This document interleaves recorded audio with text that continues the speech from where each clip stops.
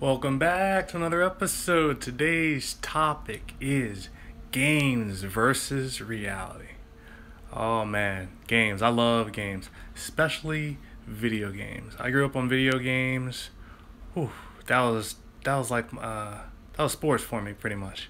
At least through elementary school. I played a few more sports in high school, but definitely something that fell into my everyday was video games, and it got pretty bad at certain points. I have an addiction. An addiction is where you try to put something down, but something keeps pulling you. That temptation is very, very strong. And I definitely have an addiction to video games. So bad, in fact, that I've had to stop playing role-playing video games because the longer a game is, the worse it's going to be on me. So if I do play video games these days, they are short video games. But I do always love a good game, always love a good challenge, so that's definitely a part of my life and what I still continue to do. Now, today's topic is games versus reality. What is the difference? Now, if you're asking me what the difference is, if you don't know yourself, I definitely have to make sure I explain this one to you. Because games and reality, there are two different things. All right? Now, you might hear that, hey, life is a game. And you know what? It's a game and it depends on how you play it. And that's one way to look at it, but I'm going to give you a slightly different view on that today. So, games and reality, what's the difference? Well, first off, I gotta say, I love games and I love reality. I have to say that. I have to get that out. Why? Because they are two different environments where you can have a lot of success, you can have a lot of failure, but regardless of either, you can learn a lot from both. So, the reason I love games is because games have a game board with predefined rules. There's a set of rules, and as long as everyone who's playing the game agrees to them, you're going to have a fair game, right? So that's usually what games represent. It's usually this idea of this concept of an equal playing field, right? But then you have reality. And reality, you have a different game board with changing rules. And I like to think that anytime you have reality, that there's no such thing as a level playing field. It's really what you're able to create for yourself. So anytime folks talk about level playing fields, I think you can maybe get that in the game, sort of, kinda, where you have a few things that are set up where it looks like everyone's starting off the same place, but life just doesn't treat us that way. Reality is something very different. So with those two environments, what would you want to know that's going to give you an advantage when it comes to games? Well, games are a great place to practice and to train, right? So I'm not sure if you remember on some of the other episodes we talked about how important practice and training are. Super important. You can do that in games. That's something that is critically useful with games.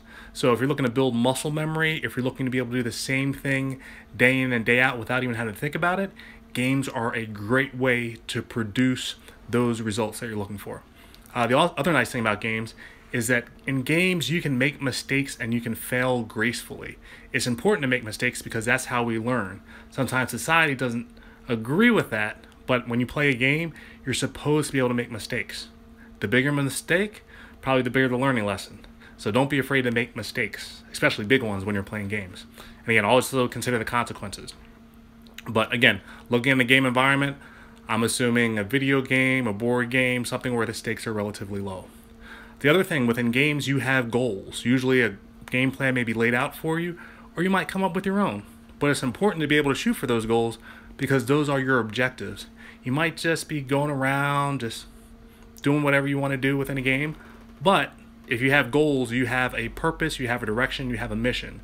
And usually you're not getting anywhere within the game until you're actually able to accomplish that mission. Another piece of the game's approach, changing the rules. So usually when you play a game, you can agree to what the rules are going to be. That's something pretty powerful there. If you can actually set the rules, they could be something that actually work in your favor. But usually everyone's working to have a predefined set of rules so that everyone's playing the same way. And that's something that might actually create equality, which that might be something you want to create if you're playing with folks that are, let's say, older or younger in a particular game. And then you can begin and end on your own terms. Usually if you're ready to start a game, you jump in, you say, hey, I'm not ready. You have to wait for me for a moment. Now, let's go to reality. What's the difference with reality? Well, when you're in reality, you execute, you take action. If you don't take action, you're not actually playing in the game. Now, when I say playing the game, I meant reality. You're not playing in reality. I'll say that. So if you're not taking action, you're not playing in reality. So, important thing, execute. The other piece is outcomes. You have outcomes the same way you do within games, but when you have outcomes in reality, there's something a little bit more concrete about what happens as a result. You also have the ability to interact with others. A changing adversary that's not artificial intelligence, actually real people, how they think is incorporated within however you decide to play. You also have the ability to change your mindset. Now, you may not have as much control over the rules, but you have the ability to change your mindset. And when you change your mindset, that's actually how you change the game. So if you're looking to be successful in reality, you have to be open to the idea of changing your mindset, because doing that will allow you to get exactly where you want to be. You just have to figure out how you have to fine-tune your mindset to get you there. Another piece, life continues to move. Whether you're playing within it or you're not, life is going to continue to move around you. So if you're not plugged in because you're plugged into the video game, once you plug out or once you pull out, you might realize that the world's a very different place than when you left it. So it's important to make sure you're always regularly engaging within reality so you're not missing out. All right? The rules in reality will always change. Again, that's something that you're not in control over. You're in control over your mindset, but the rules themselves may change. Now, in order to change the game for yourself, remember, you have to change your mindset. So if the rules change, change your mindset. The rules change your mindset. And then another huge, big, important thing within reality is that when you're playing the game, you're not just playing for yourself. That's a big one. You're not just playing for yourself. You're playing for your family. You're playing for the stakeholders that have an invested interest in you and what you're actually able to bring about. So the impact that you actually have within a reality is so much greater, I believe, than you can ever have within a game. And so that's why it's critically important that you do not lose track or lose faith with what you can do within reality. Because, again, we're all powerful in our own ways, and we have to figure out what that is and how we actually are making contributions to humanity for its betterment. And so one game I like to think of that, you can be kind of work it within reality and work within a game is Spider-Man. I got my whole idea for doing these videos in a comic-like format from the coronavirus. Essentially having to wear masks everywhere. My wife made me a mask with Spider-Man on it, and it stuck. So that's why you're kind of seeing me as a cartoon. But the big thing to take from that is your friendly neighborhood Spider-Man, right? You play a video game, you have certain missions, you're trying to knock certain things out because you're trying to do things for the good of humanity. And me, I'm trying to do the same thing. I'm trying to get all the ideas that I have up in my head, everything that I've learned, and I'm trying to actually put that within digestible content and videos for you so that you can learn from my mistakes, you can learn from my insights, that I can give something to this world that maybe somebody can actually value or get some value out of.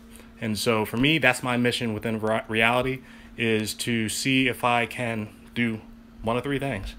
Teach someone something new, nurture someone to believe that they are stronger than they actually believe, and then three, help you or help someone else turn their dream into a reality. Those are my three goals. I call it my TNT goals. Why? Because they can create a boom moment. And if I could do that for you, man, you've made my day. So hopefully you enjoyed this clip on games versus reality. Remember, play games as a way to train yourself and to get better, but also live in the world of reality so that you can actually impact the life of someone else. Hope you enjoyed this clip. Catch you on the next one.